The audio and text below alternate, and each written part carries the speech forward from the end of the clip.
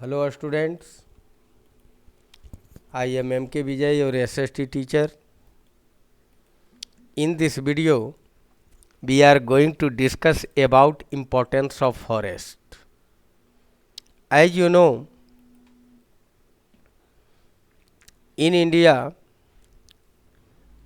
forests are not appropriate.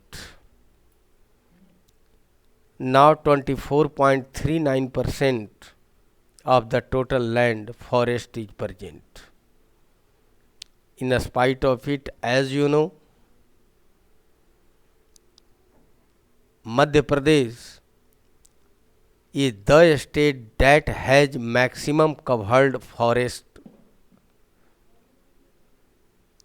as well as Andaman Nicobar Island is having highest percentage of forest under union territory.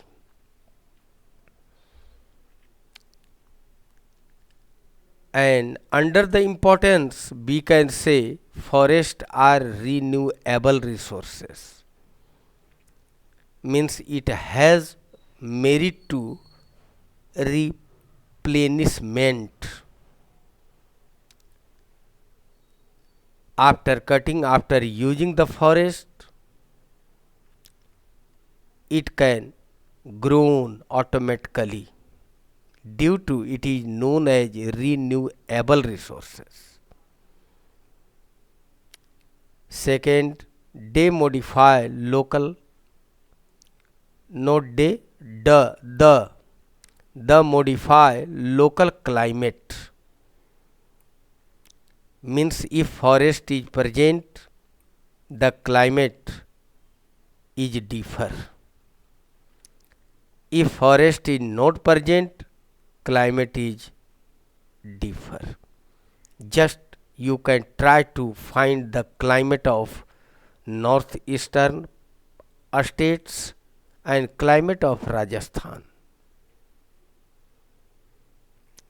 So Rajasthan में ज़्यादा गर्मी पड़ती है forest के अभाव में, जबकि गर्मी भी ठंडा लगता है नॉर्थ ईस्टर्न में फॉरेस्ट के कारण. Control soil erosion. As you know, you have seen Gulli or Raven. It is present only in Chambal area. Why? Because Chambal is the area that has no forest, and due to the soil erosion a good ravine area is present that is known as beard of Chambal, that can be controlled with the help of forest. If we want to plant a lot plants in the area, we can prevent the soil erosion that have been happening in the area of Chambal. So it is seen with the help of forest, as you have read about shelter belt. With the help of shelter belt, we can prevent soil erosion and can save soil. Regulate a stream flow. Forest is present, so a lot waterfall as well as a stream are present in the forest that is going to turn into a big river.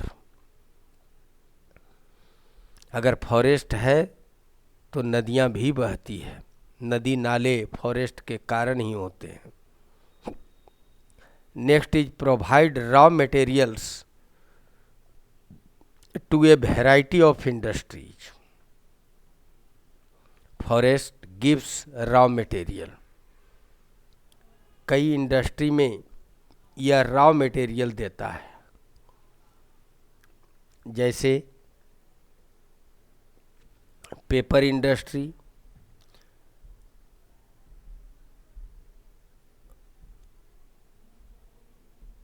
दवा industry, bidi industry, पत्तल industry, a lot industries are present that raw material is coming from forest, provide livelihood for many communities. Livelihood, livelihood for many communities. You have heard about ST, scheduled tribes. A lot scheduled tribes communities are living in the side of forest, and their livelihood is depend on forest. Yes, जैसे संथाल, बिरहोर, हो, उंडा, मुंडा, Oraon, a lot such type are present that life is depend on forest. Offer a panoramic view for recreation. Try to consider if you are working in an office and after a long time you have been working in an office, you have need of recreation. In such time you can go Darjeeling, Nainital, Dehradun, all have good scenery, natural scenery that gives us recreation. ऐसे ऐसे सुंदर दृश्य हैं जिसको देखने से हमारे अंदर ताजगी आती है. To control wind forces and temperature. Forest जो है वो विंड फोर्सेस को रोकती है और टेम्परेचर को भी रोकती है. जैसे क्या कारण है,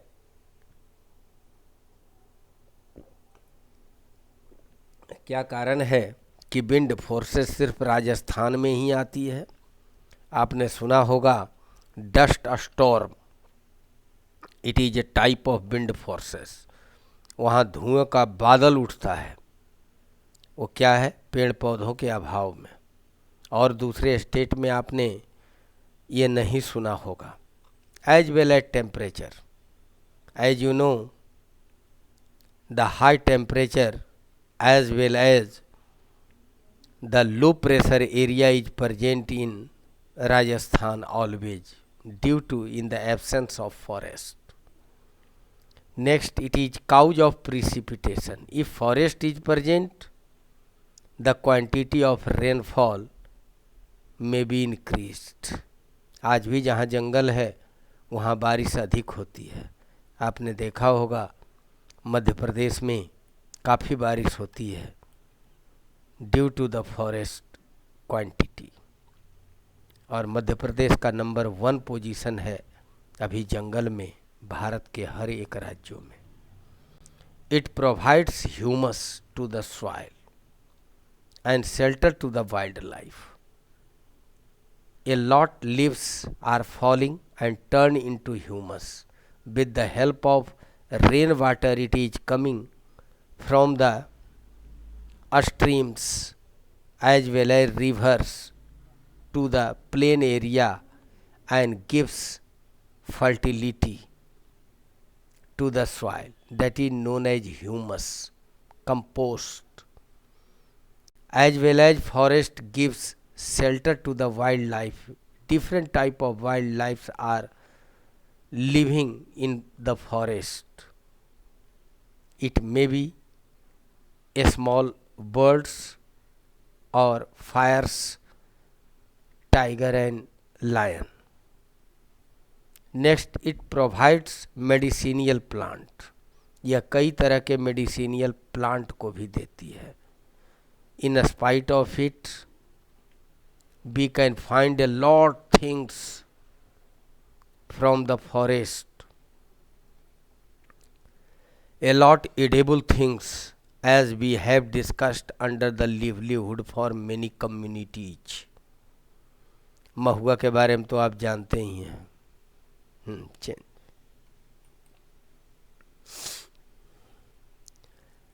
Now we are going to discuss which type of medicinal plants are present in our forest generally. About 2000 plants has been described in Ayurveda. 2000 types of plants are medicinal.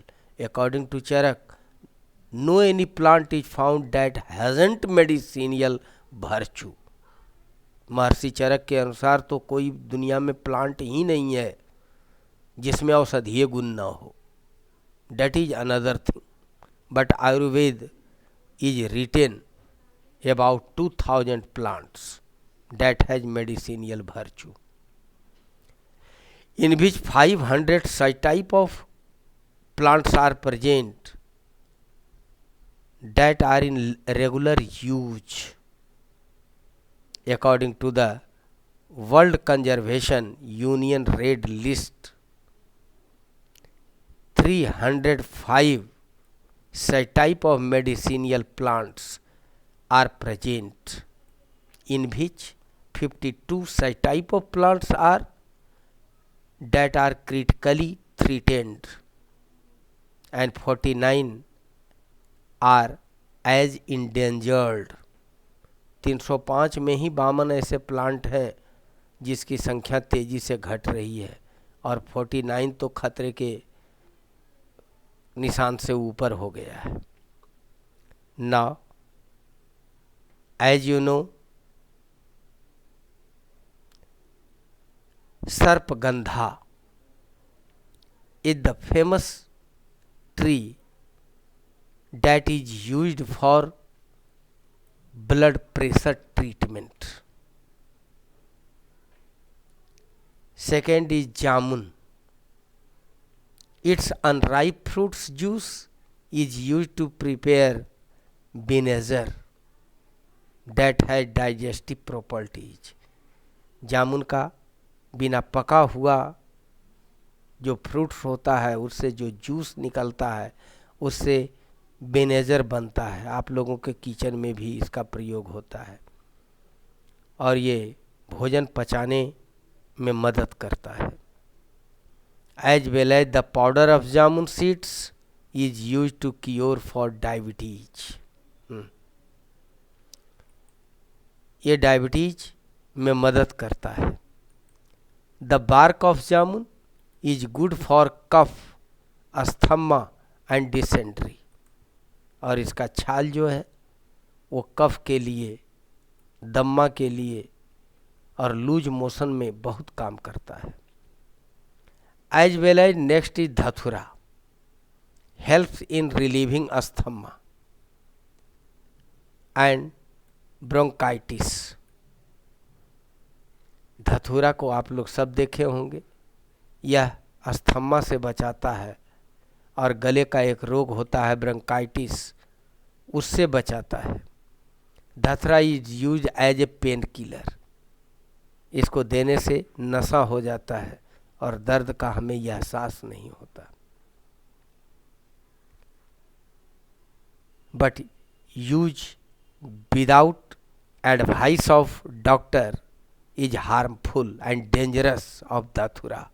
धतूरा का प्रयोग ये सोच के मत कर लेना क्योंकि इसका प्रयोग जीवन के लिए घातक है. Babul leaves are used as a tonic and cure for eye sores. आँख में और ये टॉनिक के रूप में प्रयोग होता है. And use as a medicine for cough. इसका प्रयोग कफ में भी होता है. आपने बबूल टूथपेस्ट का नाम सुना होगा तो समझ लीजिए कि दांतों की बीमारी के लिए भी ये अच्छा है. Neem leaves and bark are used in treating malaria in a skin disorder as well as high antibacterial effect it has. नीम के पत्ते के बारे में, छाल के बारे में तो कहना ही नहीं है. यह मलेरिया को तो ठीक करता ही है इसके अलावा स्किन डिसऑर्डर को ठीक करता है, अगर कहीं चकता हो जाए। ऐसे भी खा लो ताजी पत्ती को, तो ये आपके खून को साफ कर देगा, मतलब आपके स्किन को चमकदार बना देगा। Tulsi is use to cure cough and cold. कैसी भी सर्दी हो, तुलसी के पत्ते का चाय पिया कीजिए। तुलसी की बात तो अलग है, अभी तो देखते हो कई मेडिसिन है तुलसी का। Kachnar is use to cure asthma ulcer.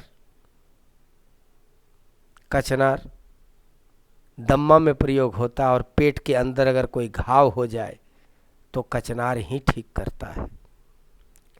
कचनार is used for digestive problems as well as snake bite. ये डाइजेस्टिव प्रॉब्लम में भी काम देता है, और सांप काट ले तो कचनार का यूज किया जा सकता है। हालांकि इस मुगालते मत रहिएगा। Thanks. We will discuss in the another video about the